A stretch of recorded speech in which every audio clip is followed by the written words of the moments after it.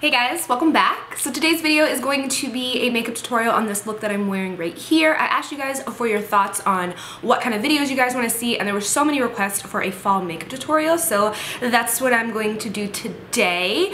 I know that I should probably address the elephant in the room, but it's just a wig. So yeah, it's super easy to do. I used the Carli Bybel palette. I think it's available September 8th. I want to say it's September 8th. Let me look on Carli's freaking face on her Instagram real quick so I tell you guys the right information. Carli Bybel. September 8th. I was right. So 2 days. So that's the only thing that I have on my eyes today is her palette. And then I have a little bit of her cheek glow. I didn't want to go like super glowy because I don't know if you're supposed to be like super glowy in fall. So I tried to keep the glow to a minimum, but it's just so hard to resist the glow. So anyways, I'm gonna go work on the studio. It's still not finished. It's taking me forever to do things per usual, but we got a video up today. So I hope you guys enjoyed this look, and if you want to see how to get it, then just keep watching the video. Thanks guys. Hey guys, sorry, I am still moving, so I don't know where my mic is, so just bear with me on this voiceover, please. Okay, so the first thing I'm going to do is I'm going to pin up this wig. I just felt like wearing a wig today because it was cute and I liked it, and I do want to start wearing wigs. Yeah, I do. So I'm just pinning my hair with these little pins that don't leave any marks in your hair like a regular bobby pin or something would. And the first thing I'm going to do is moisturize. I'm using my Clinique Dramatically Different Moisturizing Gel.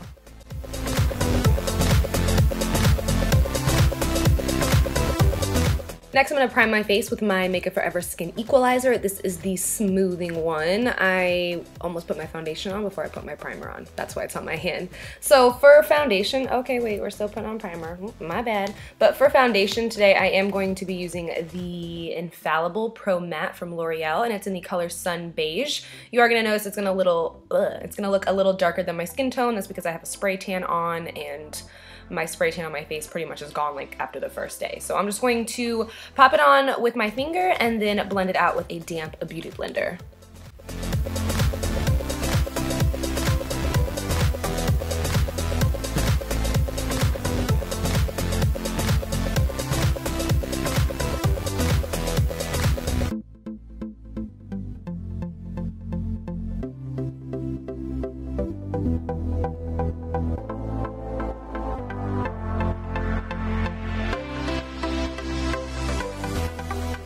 For brows, I'm going to use the Pro Brow Palette from Anastasia, and I'm going to use the powders in the color Soft Brown. I've just been filling my brows in with powder.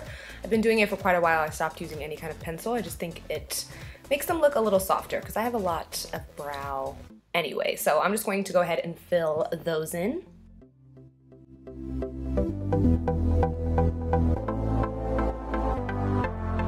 For the eyes, I'm going to use the Carli Bybel palette from BH Cosmetics, and I'm going to take the lightest shade in the palette and use this to highlight the brow bone.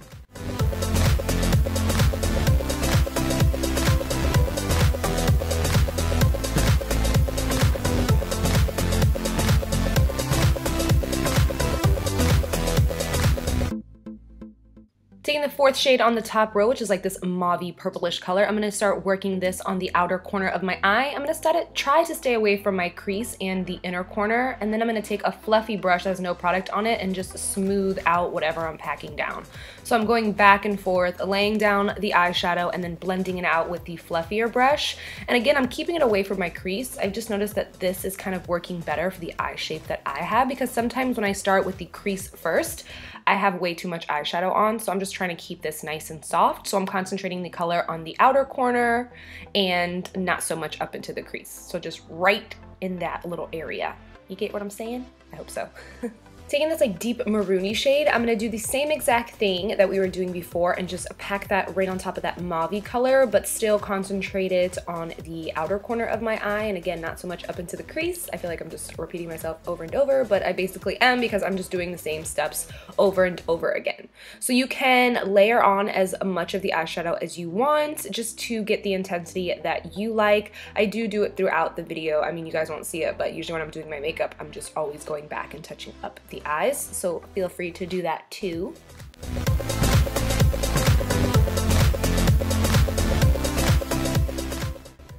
And here I'm just smoothing everything out just because I want it to be really soft on the lid. I don't want to see any harsh lines, so I'm just taking my time to blend anything out. Anything, like any harsh line that I see. Get it together.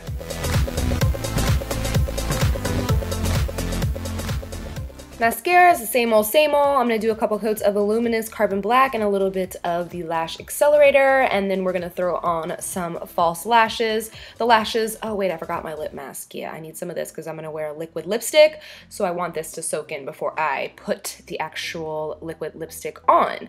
So moving on to lashes, I'm going to use these from Ardell. These are double wispies, which are like my favorites, and I'm using the House of Lashes glue, which dries so fast, like no waiting. Lashes are on.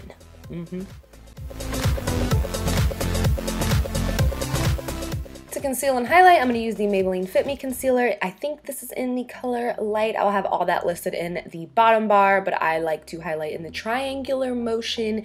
You know this. I just think it's the most appealing for me, I think. I don't know. I do a little under my nose too because it gets a little red under there. And to blend it out, I'm just going to use one of these little stippling brushes. This one is from Motives, but like I said before, Real Techniques makes them and MAC makes them as well. I think they're so bomb for blending out the under eye area. And if you have trouble with your under eye area, just remember to use a light hand. When you're blending out, when you're setting, use a light hand. Like pressure-wise, I'm meaning.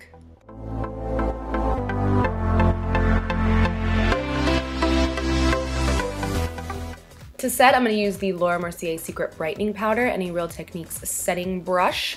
I like to tap out my under eye concealer once more before setting with a damp beauty blender just to make sure there's no creasing going on under there, and then I just set. I'm not going to bake today. I'm just going to put this under there and then brush the excess away with a stippling brush. To set my foundation, I'm going to use a little bit of Studio Fix powder in NC35. I actually like to put powder on before I bronze or blush my face. I just think that it makes blending a lot easier. So after that is on, we're going to do a little bit of contouring. You're going to make this really cute face coming up. Okay, this is the color we're using, but this is the face you're going to make.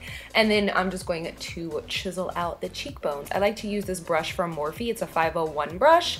And then I'll go in with the brush from this Shade and Light palette itself and finish off the contouring. I do hit my temples, my jawline, and I do a little bit on the chin too.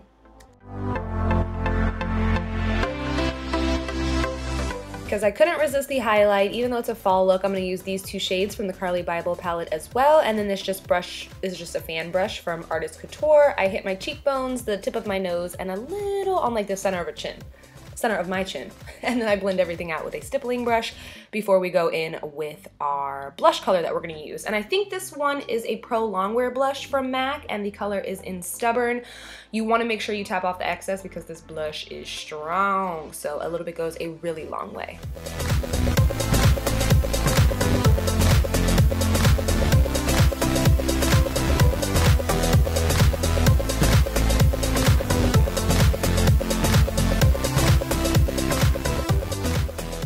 Just doing a little touching up. I'm just packing some more color onto the lid, and then I'll blend it out so it's nice and soft, and we'll do a little touch up on the lashes, hit them with more mascara, and do the lower lashes as well with mascara.